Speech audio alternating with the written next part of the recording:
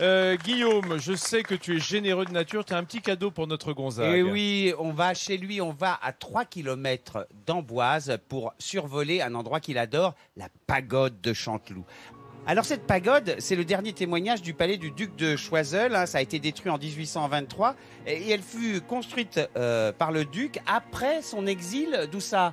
De la cour de Louis XV, c'est ça? C'est ça, il avait été exilé par Louis XV, envoyé à Amboise où il a construit ce palais. Et là, pour remercier les amis reconnaissants qui sont venus le visiter alors qu'il était en disgrâce, il va faire graver des briques pour mettre leur nom dessus, les amis reconnaissants qui sont scellés dans cette merveilleuse pagode chinoise de Chanteloup. Voilà, c'est la pagode de l'amitié. Elle fait 44 mètres de haut, 7 étages, des escaliers de pierre pour démarrer et puis d'acajou, 149 marches pour aller au panorama pour la vue sur Amboise. Oui, elle est venue nous retrouver.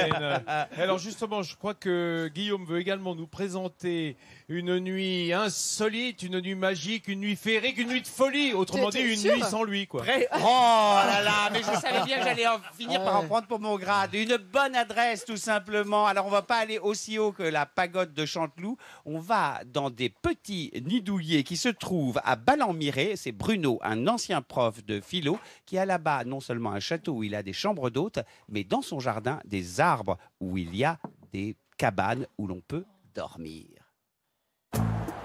Bruno est un amoureux de la nature. Après avoir hérité du château du Vau, il a décidé de quitter le stress parisien pour vivre ici et créer des chambres d'hôtes. Mais il propose aussi des séjours plus insolites dans les arbres. Bonjour, ça va? Et pour le service, Bruno a trouvé une idée pour le moins originale.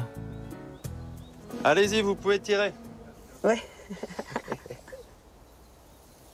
Ah bah c'est un petit peu l'aventure. Ouais.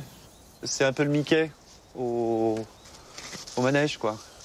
C'est la queue du Mickey. Dans le panier, Vincent et Émilie trouvent leur bonheur. Jus d'orange, yaourt et tartines. Le petit déjeuner idéal pour démarrer la journée. Partager un moment de plaisir simple au soleil, Émilie ne l'aurait pas même soupçonné à son arrivée, car cette dernière a peur du vide en temps normal. Moi, j'avais une appréhension parce que j'ai le vertige, surtout à 10 mètres. Et en fait, c'est vrai que la première minute, il faut s'habituer. Mais après, on est dans son élément. C'est tellement naturel. La vue, elle est tellement dégagée sur le château, sur les arbres. Vraiment, la sensation de vertige, elle n'est pas là. La nature a des vertus presque miraculeuses. Car désormais, Émilie et Vincent profitent au maximum de la faune et la flore environnantes depuis leur corridor. Un véritable safari. Et ça tombe bien car ce cocon est surnommé la cabane africaine.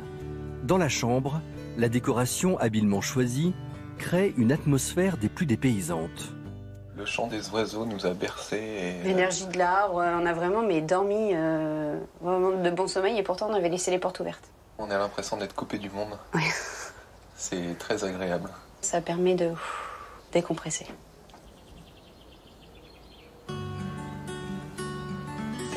Il y a des bleus qui sont... Ouais, mais les bleus, c'est magnifique. Ils sont super jolis. Vraiment, j'adore ce... Ça, c'est de la menthe, ça. sauvage. La menthe sauvage. Une fois descendu de son perchoir, le couple peut alors s'offrir une partie de campagne et profiter pleinement du domaine. Passer une nuit en cabane peut décidément s'avérer revigorant. Ça m'étonne pas que tu nous présentes des chambres un peu perchées, toi qui l'es le reste de l'année, mon Pas cher si haut Guillaume. que ça, 10 mètres du sol. Et ce Ouais, sont c'est des pas mal. arbres bicentenaires, évidemment, pour construire des cabanes. C'est Là-dessus, il ne faut magnifique. pas les abîmer. Et ça a donné très envie à Gonzague qui regardait ça en disant moi aussi j'irais bien me mettre dans un arbre pour chanter le soir avec les rossignols. Mais moi, je trouve ça très romantique à faire. Ah oui, ouais, c'est splendide. Ça change dans un décor comme celui-ci, c'est juste. Ah, tu y as été? oui, j'adore. C'est du romantisme absolu.